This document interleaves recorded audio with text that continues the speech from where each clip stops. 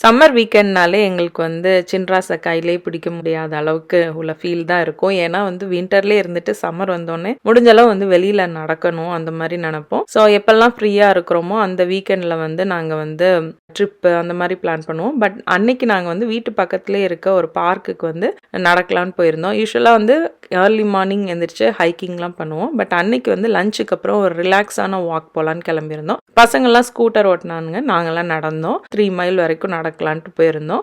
அங்கே வந்து ஃபிஷிங்லாம் கூட பண்ணலாம். வீட்டு பக்கத்துலேயே இருக்க பார்க், அதனால அடிக்கடி இந்த பார்க் போவோம். அன்னைக்கு அந்த பார்க் வாக்கெல்லாம் முடிச்சுட்டு ஈவினிங் வந்து ஃப்ரெண்ட்ஸ் எல்லாம் வீட்டுக்கு வந்திருந்தாங்க. நாங்கள் வந்து கேம்பிங் பிளான் பண்ணியிருந்தோம். 3 நாள் பிளான் பண்ணியிருந்ததுனால ஒரு 6 ஃபேமிலி போகிறோம். அதுக்காக வந்து என்னென்னலாம் வாங்கணும், யாரெல்லாம் எதெல்லாம் கொண்டு வர்றாங்க, எல்லா பிளானிங்லாம் பண்ணணும்ட்டு வர சொல்லியிருந்தோம். எல்லா பிளானும் முடிச்சதுக்கு அப்புறமா ஈவினிங் அந்த ஸ்நாக்லாம் ஈவினிங் வந்து மோமோஸ், மசாலா ஸ்டிக், டீ எல்லாம் குடிச்சிட்டு டூரிஸ்ட் ஃபேமிலி மூவி பார்த்தோம். ரொம்பவே நல்லா இருந்துச்சு. பார்க்காதவங்க பாருங்க, பார்த்துருந்தவங்க பிடிச்சிருந்துச்சான்னு கமெண்ட்ல சொல்லுங்க. ஸோ அதெல்லாம் முடிச்சுட்டு டின்னருக்கு வந்து நான் வந்து 2 வகையில் குருமா பண்ணியிருந்தேன். ஒன்று வெஜ் குருமா, ஒன்று வந்து எம்டி சால்னா மாதிரி பண்ணியிருந்தேன். அதுக்கு பரோட்டா எல்லாம் வச்சு சாப்பிட்டுட்டு அந்த டே வந்து சூப்பராக ஃபன்னாக எங்களுக்கு முடிஞ்சுச்சு.